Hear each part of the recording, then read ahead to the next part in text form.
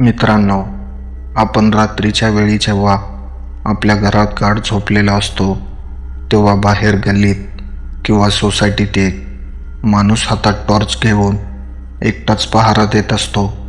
तो म्हणजे वॉचमन. पण कधी विचार केलाय का की ज्या अंधाराला घाबरून आपण घरात दारे खिडक्या लावून झोपतो, त्याच भयानक अंधारात तो माणूस रात्रीचे 12 ते सकाळी 6 वाजेपर्यंत एकटाच काय करत असेल?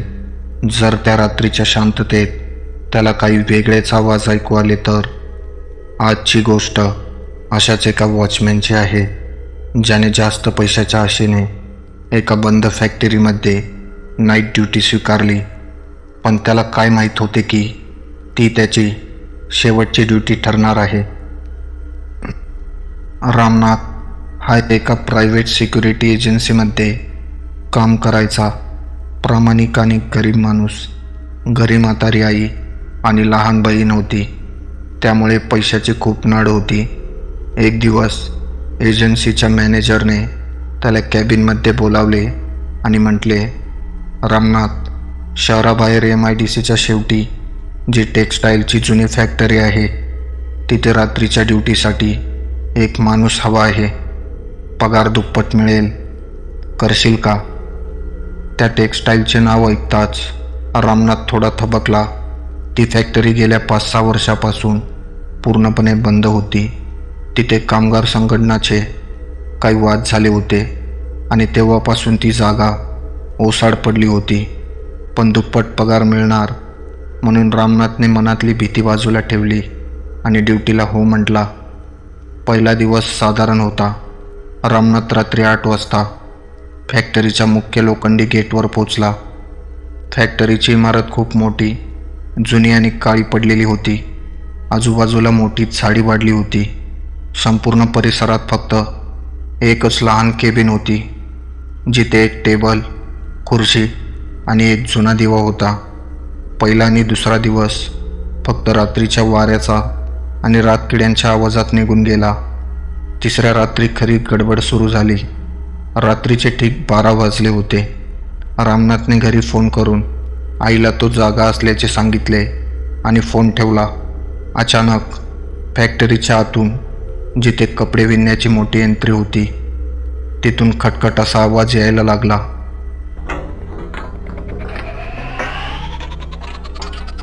रामनाथला वाटले की कदाचित आत काही भटके कुत्रे किंवा चोर घुसले असावेत. त्याने हातातली मोठी बॅटरी घेतली, लोखंडी टॉर्च घट्ट पकडली आणि तो फॅक्टरीच्या मुख्य हॉलच्या दरवाजाकडे गेला. हॉलचा दरवाजा जुना आणि गंजलेला होता. रामनाथने तो हलक्यात ढकलला. कर्कश असा आवाज करत दरवाजा उघडला. आत प्रचंड अंधार होता. रामनाथने बॅटरीचा प्रकाश मारला. सर्व यंत्रावर पांढरे कपडे झाकलेले होते आणि त्यावर जाड धूळ साचली होती. त्याने पूर्ण हॉल फिरून पाहिला, पण तिथे कोणीच नव्हते. तो जसा मागे फिरला तसा अचानक त्याच्या पाठीमागे असलेल्या एका यंत्राचा मोठा आवाज झाला. जणू काही ते यंत्रच चालू झाले होते. रामनाथने दचकून मागे पाहिले. यंत्र बंदच होते, पण त्यावर झाकलेले पांढरे कापड आता जमिनीवर पडले होते. रामनाथचे हृदय जोरात धडधडू लागले. तो घाईघाईने बाहेर आला आणि आपल्या केबिनमध्ये येऊन बसला. आता रात्रीचे 1:45 झाले होते. अचानक वातावरणात बदल झाला. प्रचंड थंड वारा सुटू लागला आणि हलका पाऊस सुरू झाला. रामनाथ केबिनच्या खिडकीतून बाहेर पाहत होता. अचानक त्याला फॅक्टरीच्या पहिल्या मजल्यावरील खिडकीत एक मंद प्रकाश दिसला. जणू काही आत कोणीतरी मेणबत्ती घेऊन फिरत होते. त्याचवेळी हवेतून एका लहान मुलीच्या रडण्याचा आवाज ऐकू लागला. वाचवा. तो आवाज खूप क्षीण होता, पण या शांततेत स्पष्ट ऐकू येत होता. रामनाथच्या अंगावर काटा आला.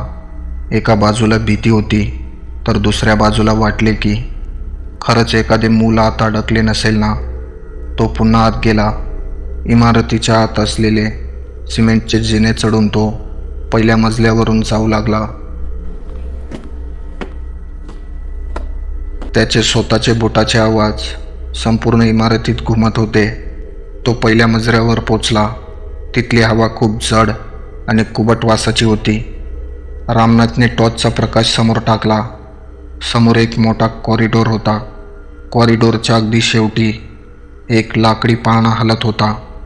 जुना मोडकळीस आलेला पाळणा आपोआप हलत होता.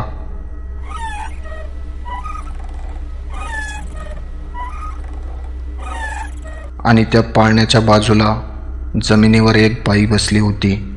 तिने लाल काटाची पांढरी साडी नेसली होती. तिचे केस इतके लांब होते की तिचा चेहरा पूर्णपणे झाकला गेला होता. ती हळू आवाजात एक अंगाई गीत गात होती, पण तिचा आवाज माणसाचा वाटत नव्हता. तो खूप खोल आणि थरथरणारा होता. रामनाथचे पाय जणू जमिनीला खिळले होते.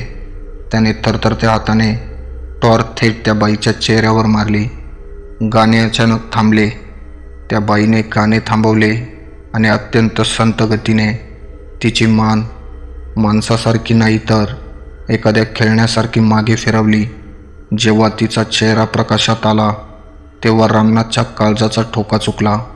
तिचा अर्धा चेहरा पूर्णपणे जळालेला होता. मांस बाहेर आले होते आणि डोळ्यांच्या जागी फक्त 2 काळे कोळशासारखे खड्डे होते. ती रामनाथकडे पाहून अकराळ विकराळ हसली. तिच्या तोंडातून काळे रक्त वाहत होते. तिने पाळण्यातून एक जळालेले कापड काढले आणि रामनाथच्या दिशेने धावत सुटली. तिच्या पायातील पैंजणाचा आवाज संपूर्ण कॉरिडॉरमध्ये घुमू लागला. रामनाथ भीतीने ओरडला, "वाचवा!" आणि तो जिन्याकडे पळू लागला. पण आश्चर्याची गोष्ट म्हणजे तो जितका वेगाने धावत होता, जिने संपतच नव्हते. तो त्याच कॉरिडॉरमध्ये पुन्हा पुन्हा येत होता.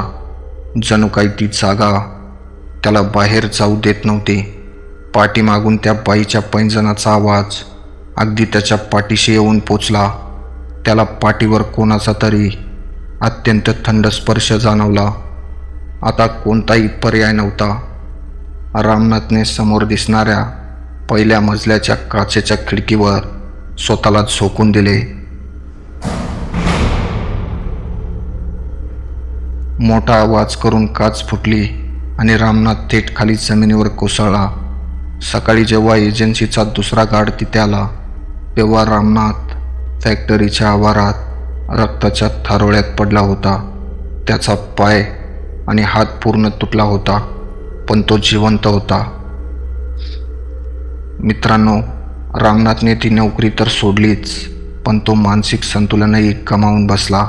नंतर गावातील जुन्या लोकांकडून समजले की 5 वर्षापूर्वी त्याच फॅक्टरीला रात्रीच्या वेळी शॉर्ट सर्किटमुळे आग लागली होती. त्या आगीत एका महिला कामगाराचा आणि तिच्या 3 वर्षाच्या मुलीचा जळून दुर्दैवी मृत्यू झाला होता. तेव्हापासून त्या फॅक्टरीमध्ये रात्रीची 3री पाळी ते 2 आत्मेच सांभाळतात. तर मित्रांनो, कशी वाटली आजची भयकथा? आवडली असेल तर कमेंटमध्ये नक्की सांगा आणि चॅनलला सबस्क्राईब करायला विसरू नका.